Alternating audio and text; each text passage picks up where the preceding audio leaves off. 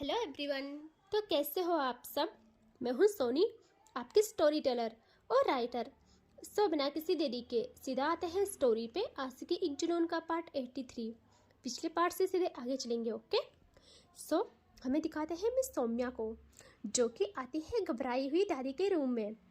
और जैसे वो अंदर जाती है, दादी बेड में थी और वहाँ डॉक्टर भी थे, सारे घर वाले भी थे। सौम्या के दिल की धड़कन बंद होने वाली थी। वो बिना सेकंड गंवाए दादी के पास आती है और जल्दी से उनका हाथ पकड़ के कहती, दादी कि क्या हुआ आपको, आप ऐसे कैसे। और दादी तो सोई हुई थी। यह सौम्या की आंखों में गुस्से में आग भर जाती है। वो देखती है सबको और कहती, ये कैसे हुआ। और सब चुप थे। यह सौम्या कहते, मैंने कुछ पूछा सबसे, ये कैसे हुआ। यह तभी कोई कहता है, दादी तुम्हें बुलाने के लिए आ रही थी तुम्हारे रूम में, सीढ़ियों में पैर फिसल गया। सौम्या कहते, दादी इतनी कमजोर नहीं है जो सीढ़ियाँ न चढ़ पाए। यह भाई कहता है, हाँ नहीं है, लेकिन तुम्हारी हरकतों ने बना दिया है उन्हें कमजोर। तुम्हें कोई ख्याल है हमारा कारोबार, हमारा रुतबा, हमारी अना किस दिशा में जा रही है। तुम्हें तो सिर्फ तुम्हारी बीवी चाहिए। तुम्हारी वजह से सारी चीज़ें खराब हो रही है। बीवी ना हुई, पता नहीं क्या हो गया जो उसके आगे पीछे घूमते रहते हो, फुर्सत नहीं मिल रही तुम्हें। यहाँ सौम्या के अंदर बहुत गुस्सा भर जाता है। वो कहते, खबरदार, जो मेरी बीवी का जिक्र किया तो वो मेरी जिंदगी है, उसका मेरा अपना मसला है, उससे हमारे काम से मत जोड़ना और ना ही किसी की जुबान पे मैं उसका जिक्र सुनना चाहूँगी। रही बात दादी, घर और हमारा काम, मैं बखूबी जानती हूँ कैसे संभालना है सब, बस तरीके कुछ बदल जाएंगे अब की बार। तभी ताऊ गुस्से में कहते, कैसे तरीके बदल लेंगे, लोगों के पैरों में जाके बैठ जाएं क्या हम। सौम्या अच्छी मुस्कुराती है और कहते, शेर भूखा ही सही, अपने मयार से नीचे नहीं आता। और घास तो खाने से रहा, लेकिन सिर्फ अब बेगुनाहों का खून नहीं बहेगा, किसी पे जाती नहीं होगी, ना ही किसी की मजबूरी का फायदा उठा के उनके सरों से छत मुंह से निवाला छीना जाएगा। और ये मेरा आखिरी फैसला है। ताऊ और सबके अंदर एक अलग सी नफरत पनप जाती है। वो सारे के सारे कुछ कहते, सौम्या का बस एक लुक और सबकी रूह हिल जाती है। सौम्या अपनी आंखों में शैतानी चमक लिए कहती है, और मेरी बातें जो नहीं मानता, आपको पता है ना मैं क्या से क्या बन जाती हूँ फिर। और सब खामोश हो जाते हैं। यहाँ सौम्या खुद को शांत करके देखती है डॉक्टर को और कहती है, क्या हुआ है दादी को, और कैसे सब सही होगा, और कब तक सब सही होगा। यह डॉक्टर कहते हैं, जी वो पैर में चोट लगी है, 1 मंथ में सही हो जाएगी, बस ध्यान रखना होगा इनका। और हाँ, याद रहे कोई मेंटल स्ट्रेस मत देना इनको, वरना रिकवरी होने में वक्त लग सकता है। सौम्या दादी का हाथ पकड़े उन्हें ना बहुत प्यार से चूमती है उनके हाथ को, और फिर उनके सर सहलाते हुए कहती है, दादी आई लव यू, आप जानती है ना मैं आपको कितना प्यार करती हूँ, फिर आप मेरे प्यार के लिए थोड़ा सा गुस्सा खत्म नहीं कर सकते हो क्या। यहाँ सौम्या दादी के पास ही रहती है और रूम में रिधि थी, जिसके गुस्से की सीमा नहीं रहती। उसके अंदर अजीब घबराहट थी। उसने 1 हफ्ते में शादी करने का चैलेंज लिया था और दादी ने 1 मंथ के लिए पैर को ना शादी रोकने का सहारा बना लिया था। खैर, अब रिधि पूरे टाइम सौम्या का वेट करती है, बट सौम्या रूम में नहीं आती, अपनी दादी के साथ थी। रिधि की सोच ही खत्म नहीं हो रही थी। उसके अंदर का गुस्सा सीमा पार करने वाला था। तभी दादी की नींद बहुत रात में टूट जाती है और वो जैसे आंख खोलती है, देखती है सौम्या को, जो कि उनका हाथ थामे बस खामोश उनके हाथ पे माथा टिकाए आंखें मूंदे थी। यहाँ दादी जैसे सौम्या को देखती है, उनका दिल भर आता है और आंखों में आंसू आ जाते हैं। वो प्यार से उसके बालों को सहलाती है और दूसरा हाथ आगे करती है। हाँ, दूसरे हाथ से उसके बालों को सहलाती है और कहती है, बच्चा। यहाँ सौम्या जैसे दादी की आवाज़ सुनती है और उनका टच फील करती है, वो जल्दी से सेंस में आती है और कहती है, दादी आप ठीक हो ना।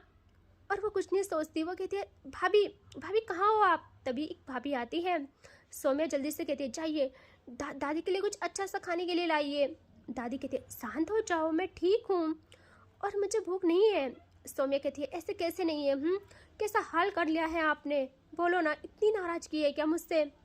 दादी कहती है, सुनो, और वो अच्छे से बैठने को होती है। सौम्या प्यार से पिलो उनकी कमर पे रखे उन्हें बिठा लेती है और कहती है आराम से। दादी कहती है बहू तुम जाओ बाहर, और वो ना सबको बाहर भेज देती है। भाभी भी चली जाती है। यहाँ दादी सौम्या का हाथ पकड़ के कहती है बताओ कि क्या चल रहा है दिमाग में। सौम्या कहती है कुछ नहीं दादी, आप रेस्ट करें ना। यहाँ दादी कहती है चुप, मैं कौन सा तुम्हें नहीं जानती हूँ। इस चेहरे को पढ़ने के अलावा मैंने कोई किताब नहीं पढ़ी है ज़िंदगी में। बताओ चुपचाप बताओ क्या चल रहा है दिलो दिमाग में। सौम्या इस बात से टूट जाती है और दादी की गोदी में सर रख के कहती है दादी मैंने कुछ फैसले किए हैं, आप मेरा साथ दोगे ना। दादी उसके बालों में हाथ फेरते हुए कहती है कैसी बात कर रही हो बच्चा, कभी मैंने तुम्हारे फैसलों को नकारा है भला, सिवाय एक घाव के। सौम्या समझती है कि रिद्धि को कहा है और रिद्धि को ही कहा गया था। यहाँ सौम्या कहती है दादी मैंने फैसला किया है, मैं और रिद्धि इस हफ्ते शादी कर रहे हैं। उसके बाद यहाँ का सारा काम भाई लोगों को सौंप के मैं और रिद्धि शहर लौट जाएंगे हमेशा के लिए। फिर शांति ही शांति होगी हमेशा हमेशा के लिए।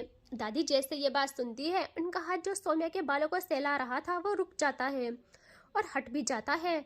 सौम्या को जब फील होता है वो अपने सर को उनकी गोदी से हटा के देखती है दादी की नज़रों में, जिनकी आंखों में एक भी प्यार नहीं था तो सिर्फ गिले शिकवे। यहाँ सौम्या कहती है दादी समझे मैं उससे बहुत प्यार करती हूँ, बहुत ज़्यादा, सांसें हैं वो मेरी सांसें। दादी कहती है भले ही वो उन सांसों में जहर घोल दे, है ना। सौम्या कहती है सब मंजूर दादी, जहर भी मंजूर, लेकिन उसने कभी ऐसा माहौल नहीं देखा अपनी ज़िंदगी में, उसका इसमें क्या कसूर है। और सही तो कहती है वो, जुल्म की सीढ़ी चल के अपने आशियाने नहीं बनाए जाते। यहाँ दादी की टोन गहरी हो जाती है और वह कहती है वाह आज ये सब जुल्म हो गया। हमारे घर का माहौल गंदा बेकार हो गया, हम सब राक्षस हो गए सिर्फ उसके कहने पे, है ना। वाह ये घाव तुम्हें हमें देना था तो जरा सलीके से देती, तुम दिल अगर मेरा सलीके से तोड़ती तो इसके टुकड़े भी तुम्हारे काम आते। खैर तुम अपनी अना को उसके कदमों में रख चुकी हो तो क्या बात करूं मैं तुमसे। सौम्या कहती है दादी इश्क है वो मेरा, और इश्क में अना या खुददारी नहीं देखी जाती, सिर्फ महबूब देखा जाता है, सिर्फ महबूब, उसे हासिल करके रहूंगी मैं। यहाँ दादी कहती है तो किसने कहा उसे हासिल ना करो। करो हासिल, लेकिन इस तरीके से कि वो जैसे और बहुए है ना वैसे रह ले, ना मुंह में जुबान हो और ना ही आंखों में तेवर। तुम्हारी जिद है तो तुम जिद पूरी करो ना, शादी करके ही सही पर पूरी करो। उसको अपने कमरे तक ही सीमित रखो, अपने बिस्तर तक ही। और वो इतना ही कहती है सौम्या दूसरे ही पल वहाँ से उठ जाती है और दादी सौम्या ने कभी भी दादी से यूँ पीठ नहीं फेरी थी। और सौम्या कहती है दादी वो कोई चीज़ नहीं है, कोई चीज़ नहीं है, कोई ऐसी वैसी लड़की नहीं है जो मेरे कमरे तक ही रहे, वो शेरनी है, उसकी खातिर ये बादशाह सर झुकाए उसके कदमों में गुलाम बनने को तैयार है, बाकी दुनिया तो अभी भी और पूरी उम्र मेरे सामने नजरें उठाने तक की हिम्मत नहीं करेगी। और वो मेरा इश्क है और उसे मैं सारी आज़ादी देती हूँ, मेरा गुरूर है वो, सर का ताज है ताज, और सर के ताज को ऐसे शब्द नहीं बोले जाते, और सर के ताज के लिए कोई ऐसे शब्द बोले मुझसे बर्दाश्त नहीं होगा। वो एक शेर है ना दादी, जो भी कहना है मुझे कहो, तकरीर करो, मेरी पगड़ी मेली कर दो, लेकिन उसका दामन नहीं। और वो ये कहते हुए वहाँ से बाहर आ जाती है और दादी की नफरत उसी पल चरम पे पहुँच जाती है रिद्धि की खातिर। यहाँ दिखाते हैं सौम्या को जो कि आ जाती है अपने रूम में, और वो जैसे डोर खोलती है वहाँ देखती है रिद्धि को जो कि सो गई थी। सौम्या जैसे उसे देखती है, सौम्या जैसे रिद्धि को देखती है उसे बहुत ही ज़्यादा दर्द होता है। उसे इस वक्त रिद्धि की नीड थी, वो फिर भी खुद को संभालती है और रिद्धि के पास आके उसके पैरों के पास बैठ जाती है, उसके पैरों में हल्का हाथ रखे टच करती है, निहारती है उसके कदमों को। बट रिद्धि नहीं उठती, वो सोई ही रहती है। सौम्या भी ज़्यादा डिस्टर्ब नहीं करती। यहाँ सौम्या दूसरे ही पल अच्छे से बेड में होके रिद्धि के पैरों को सहारा बनाए उसके पैरों में ही सोने लगती है। यार देख रहे हो, पता नहीं आज वो एक अलग इंसान लग रही थी जिसे इस वक्त सिर्फ रिद्धि ही ठीक कर सकती थी। उसकी मौजूदगी ही सौम्या के लिए काफ़ी थी। और सौम्या ने पहली बार दादी से इस लहजे में बात की थी, उसे उसका भी दुख था। सौम्या की आंखें पल भर बंद नहीं होती और उसी पल डोर पे आती है भाभी। सौम्या ने ना डोर नहीं लगाया था, लॉक नहीं किया था, खुला ही छोड़ दिया था। क्योंकि वो होश में नहीं थी। और भाभी जैसे सौम्या को देखती है वो तो मूर्ति बन जाती है यार, कि कैसे, मतलब ऐसे कौन रहता है। उन्हें बिल्कुल भी ये अंदाजा नहीं था कि सौम्या का प्यार, इश्क या पागलपन कह लो, ऐसा इतना बढ़ जाएगा कि रिधि के कदमों में ही उसे सुकून मिलने लगेगा। यहाँ भाभी को बहुत दया भी आती है पहली बार सौम्या पे, और वो फिर भी पूरी हिम्मत के साथ डोर नो करके कहती है सौम्या। जिससे सौम्या देखती है भाभी को सामने, बट अपना सर अभी भी नहीं हटाती और ऐसे ही कहती है भाभी। भाभी कहती है खाना खाने आ चाहिए ना रिधि को भी। सौम्या कहती है रिधि ने नहीं खाया खाना। भाभी कहती है नहीं नहीं खाया, बहुत बारी बोला लेकिन उन्होंने हर बारी मना किया। सौम्या समझ जाती है कि आज तो कोई भी रिधि को खाना नहीं खिला सकता, तो वो कैसे खा सकती थी। वो कहती है भाभी आप चाहिए। भाभी कहती है लेकिन आप, यहाँ सौम्या कहती है भाभी आप चाहिए, और भाभी भी डोर बंद करके वहाँ से चली जाती है। यहाँ सौम्या ऐसे ही पूरी रात अपनी महबूब के कदमों में गुजार देती है, सर रखे बिता देती है। और अब होती है सुबह, जहाँ सौम्या तो बस कुछ पहर ही सोई थी और जल्दी नींद अभी भी सौम्या की ही खुलती है। जैसे ही ना उस पर सूरज की पहली किरण पड़ती है, सौम्या अपनी आंखें खोल के जल्दी से उठ जाती है और देखते हैं रिधि के चेहरे पे जहाँ धूप उसे तंग कर रही थी। इतनी खूबसूरत लग रही थी ना वो, उसका हुस्न, उस पर सूरज की किरणों ने सुनहरा सा रंग बिखेर दिया था। ऐसे ही वो उसे तंग कर रही थी सूरज की किरणें।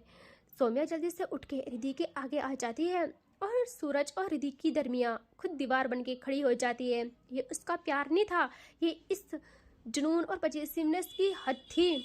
सौम्या स्माइल करती है और कहती है तुम्हें छूने का, इस तरह नींद में सताने का हक मैं किसी को नहीं देती, अपने अलावा किसी को भी नहीं। और वो ऐसे ही रिधि को देखते हुए अपने स्टेप्स पीछे लेती है और फिर विंडो तक आके जल्दी से पर्दे डाल देती है। और अब मुड़ती है पीछे, जहाँ रिधि के ख्वाबों में कुछ तो ऐसा हसीन मंजर था जो रिधि के जहन से उसके लबों पे आके मुस्कान में ढल गया था। रिधि बहुत प्यारी खूबसूरत सी अप्सरा लग रही थी, जो नींद की चादर ओढ़े मानो नींद पे ही एहसान कर रही हो। और सौम्या का हाथ उसके दिल पे चला जाता है और कहती थम जाओ, शांति से चलो यार, तुम्हारी ही है। फिर उससे याद आता है अरे मेरी जान ने तो कुछ भी नहीं खाया था और नाराज भी है, तो मेरी इतनी खूबसूरत बीवी को कैसे नाराज रहने दूं मैं, कुछ तो करना पड़ेगा मुझे स्पेशल। और वह रिधि के पास आके उसका माथा चूमती है और फिर सावल लेके आ जाती है रूम से बाहर। हल्के कदमों से आती है ताकि रिधि की नींद खराब ना हो, और फिर धीरे से डोर लगा के आ जाती है नीचे हॉल में। वहाँ सारे भाई लोग थे आज, जो जैसे ना सौम्या को देखते हैं उनकी आंखों में गुस्सा भर जाता है, बट क्या ही कर सकते थे शेर का। यहाँ सौम्या सब कुछ इग्नोर करके आ जाती है किचन में, जहाँ भाभी लोग खाना बना रहे थे। सौम्या जैसे आती है वो कहती है भाभी आपने दादी को खाना दिया। यहाँ भाभी कहती है अरे आप कुछ चाहिए आपको हमको बोल देते। और हाँ, दादी को नाश्ता करा लिया है, दवाई भी दे दी है, और मम्मी जी उनके पास ही है। आप बताइए क्या खाओगे आज। तो सौम्या कहती है कुछ नहीं भाभी, आज मैं खाना बनाऊंगी। यहाँ भाभी लोग जैसे सुनते हैं वो सबके सब देखते हैं सौम्या को और कहते हैं व्हाट, क्या कहा आपने। यहाँ सौम्या कहती है आज मैं खाना बनाऊंगी अपनी रिधि के लिए। भाभी कहते दोबारा कहना। सौम्या कहती है भाभी क्या है ये सब। भाभी कहती है नहीं, मतलब हमें यकीन नहीं हो रहा है, खाना आप बनाओगे मतलब कुछ भी, दादी को पता चला तो जानते हो ना क्या हाल करेंगी हमारा। सौम्या कहती है ओह मेरी भोली भाभीयों, कोई कुछ नहीं कहेगा, और मुझे आता है खाना बनाना, जब मैं कॉलेज टाइम में अकेले थी ना सब सीख लिया था मैंने। भाभी कहती है हम मान ही नहीं सकते। सौम्या कहती है ओके वेट इन व्हिच आप सबको मैं हैरान ना कर दूँ तो मेरा नाम बदल देना, और अगर मैं जीती तो आज से ही सब कल मेरी हल्दी की तैयारी शुरू करेंगे, समझे। सब बहुत खुश हो जाते हैं और सौम्या के पास आके ना उसे हक कर लेते हैं। यहाँ सौम्या कहती है काश आप लोग मेरे भाइयों की अमानत ना होती। देख रहे हो मजाक करती है। यहाँ सारे के सारे जल्दी से हट जाते हैं और कहते हैं नोटी। सौम्या कहती है अरे भाभी अभी आप लोगों को पता कहाँ है, एनीवे खाना बनाना शुरू करते हैं। और वो बनाने लगती है कुछ खाना बहुत प्यार से। भाभी सब बस देख रहे थे उसे जिस सफाई से और स्किल के साथ वो ना चॉपिंग कर रही थी और सारा काम कर रही थी यार। सबकी आंखें तो पल भर नहीं झपकती कि यार ये सौम्या है और खाना बना रही है। यहाँ तभी डोर तक आती है दादी व्हील चेयर पे। हाँ, और उनके साथ ना सौम्या की ताई थी। यहाँ दादी जैसे सौम्या को किचन में देखती है, दूसरे ही पल उनकी नज़र जाती है डायरेक्ट अपनी बहू पे, यानी सौम्या की ताई पे, और वो सब समझ जाती है। वो जल्दी से अंदर आके कहती है, ये क्या कर रही हो तुम? सौम्या बिन देखे कहती है, अपनी दीदी के लिए खाना बना रही हूँ। दादी के हाथ चेयर पे ही जम जाते हैं ये बात सुन के। यहाँ ताई कहती है, कमबख्त, तो वो क्या कर रही है? सौम्या कहती है, वो सो रही है बड़ी माँ, बहुत प्यारी लग रही है सोते हुए। ताई कहती है ना, अपना हाथ ना अपने सर पे मार के कहती है, हे भगवान, और तुम उसके लिए यहाँ बावर्ची बनी हो? बस यही सुनना और देखना बाकी रह गया था क्या? हटो यहाँ से। सौम्या कहती है, बड़ी माँ, आज मैं कुछ नहीं सुनूंगी, मैं ना कुछ नहीं सुनूंगी, मेरे को ना डिस्टर्ब हो रहा है, आप जाइए यहाँ से। माँ के साथ दादी का ध्यान रखें, अपनी जिम्मेदारी निभाइए। और वो कहती है, और तुम क्या करोगी? सौम्या प्यार से देखती है अपनी ताई को और कहती है, मैं भी अपनी जिम्मेदारी निभा रही हूँ, अपनी रूठी बीवी को अपने हाथों से खाना बना के खिला रही हूँ उन्हें मनाने के लिए। तभी ताई कहती है, तुम तो नहीं सुधरोगी, तुम्हें उसने पक्का कुछ कर लिया है। मैंने बोला था माँ को कि एक बार मेरे मायके के पंडित जी को दिखा दे तुम्हें, पक्का उसने कुछ जादू टोना किया है, कुछ तो किया है। यह सौम्या कहती है, हंस के कहती है, किया है ना जादू उसकी समुंदर सी गहरी आंखों ने। तभी ताई कहती है, क्या कहा कि डुबाया मतलब? सौम्या कहती है, बड़ी माँ, उसकी आंखों में ना डूब गई हूँ मैं, बताए आपको? तो ताई कहती है, बकवास बात है ये सब। सौम्या कहती है, बड़ी माँ, उसकी आंखें, हाय, सो समुंदर खा जाए उसकी आंखें, इतनी गहरी है उसकी आंखें। ताई कहती है, तुम पूरी पागल हो चुकी हो। यहाँ वो दादी को देखती है और दादी आंखों से इशारे करती है कि दादी ताई को कुछ इशारे करती है और ताई कहती है, तुम तो बात नहीं मानोगी, मुझे उससे उठाना पड़ेगा, तुमको कैसे कोई किचन में काम करने को भेज सकता है? सौम्या एकदम ताई के ना सामने आके खड़ी हो जाती है और कहती, नहीं, सोचना भी मत, कितनी प्यारी लग रही है वो सोते हुए, उसकी नींद ना डिस्टर्ब करना प्लीज। दादी देखती है ताई को और कहती है कि रहने दो उससे। और ताई वहाँ से बाहर आके दादी को भी ले जाती है वहाँ से। यहाँ सौम्या अच्छा सा खाना तैयार करके सर्व करती है एक प्लेट में और कहती है, भाभी आप लोग भी टेस्ट करना, हाँ, देखना कैसा बना है। वो कहते हैं, आप कहाँ चली फिर? सौम्या कहती है, मैं तो चली अपनी रानी की खिदमत करने। और वो आ जाती है रूम में अपने, जहाँ रिधि उठ गई थी, सावर लेके मिरर के सामने बैठी थी।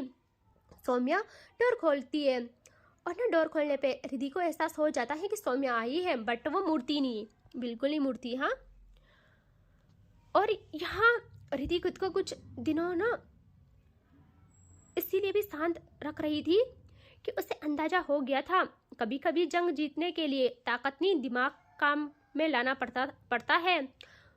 चाहे वो चाहे तो सौम्या को फुल क्लेश करके या फिर जबरदस्ती भी अपने इशारों पे नचा के काबू में कर सकती थी। शेरनी है यार, इतनी हिम्मत तो रखती है। लेकिन उसने अपने प्यार का हथियार अस्त्र इस्तेमाल करने की सोची कि जहां दिमाग लगा के काम हो सकता है वहाँ ताकत बर्बाद नहीं करनी चाहिए। और सौम्या वो आके टेबल में खाना रखती है और रिधि के पास आके एक चेयर सेट करके उसके सामने बैठ जाती है। रिधि एक भी नजर सौम्या को नहीं देखती। सौम्या फिर भी प्यार से चेयर साइड कर लेती है और रिधि के पास आके नी के बल बैठ जाती है और अपने कान पकड़ के कहती है, जान, आई एम सॉरी, एक नजर देख तो लो प्लीज। रिधि वहां से उठ जाती है और जल्दी से सौम्या उसका हाथ पकड़ के कहती है, यार देखोगी भी नहीं क्या अब? रिधि अपना हाथ रफली छुड़ा के कहती है, मैं अब यहाँ एक भी पल नहीं ठहर सकती, मैंने देख लिया है तुम्हारा इश्क और तुम्हारा मेरी बातों को तजव्वुद देना। सौम्या कहती है, दिया है मैंने तवज्जो। देख रहे हो, मेरी ना टंग स्लिप हो जाती है यार, मैं क्या बोलूँ, मेरी सबसे बेकार आदत है ये। ठीक है, आते हैं स्टोरी पे। सौम्या कहती है, दिया है यार मैंने तवज्जो, जान, मैं नहीं गई कहीं, घर से बाहर कदम भी नहीं रखा मैंने। दादी को भी समझा लिया है कि अब हम शादी करके यहाँ से चले जाएंगे और बुराई वाले काम भी छोड़ दिए, सब कर लिया, बस शादी हो जाए।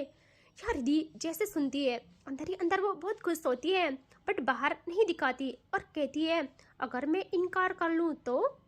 सौम्या प्यार से रिधि को देख के कहती है, तो मैं मर जाऊंगी। रिधि की आंखें बंद हो जाती है, उसे बहुत दर्द फील होता है इस शब्द से, बट फिर भी वो खुद को स्ट्रॉन्ग बना के कहती है, ये सब कह के करके क्या मिलेगा, सौम्या कहती है, तुम्हारे होठों को मुस्कान और मेरे दिल को सुकून। रिद्धि कहती है, ये सब बातें या ये सब झुकना मेरे सामने, ये खाना बनाना इतना काफ़ी नहीं है मेरे गुस्से को शांत करने के लिए। सौम्या कहती है, लेकिन मेरे दिल को करार देने के लिए तुम्हारी मुस्कान ही काफ़ी है। रिद्धि कहती है, मेरे चेहरे पे मुस्कान लाने के लिए मेरे लिए इतना काफ़ी नहीं है तुम्हारा, मुझे नहीं पता क्या क्या तुम्हारे लिए काफ़ी है। और वो वहाँ से जाती, यहाँ सौम्या जल्दी से उसका हाथ अगेन पकड़ती है और अपनी ओर करके कहती है, मेरे दिल की तसल्ली के लिए तेरे दीदार की हवा काफ़ी है, मेरी खुशियों के लिए तेरी मुस्कान की अदा काफ़ी है। काफ़ी ये है कि हम दोनों बाहयात हैं अभी, और मेरी मौत के लिए तेरे इनकार की सजा काफ़ी है। तेरी आंखों की चमक से रोशन है रातें मेरी, वरना अंधेरों में खो जाने की फिजा काफ़ी है। तेरी आवाज़ की नमी से थम जाता है दर्द मेरा, वरना इस शेर को जख्मी करने की वजह काफ़ी है।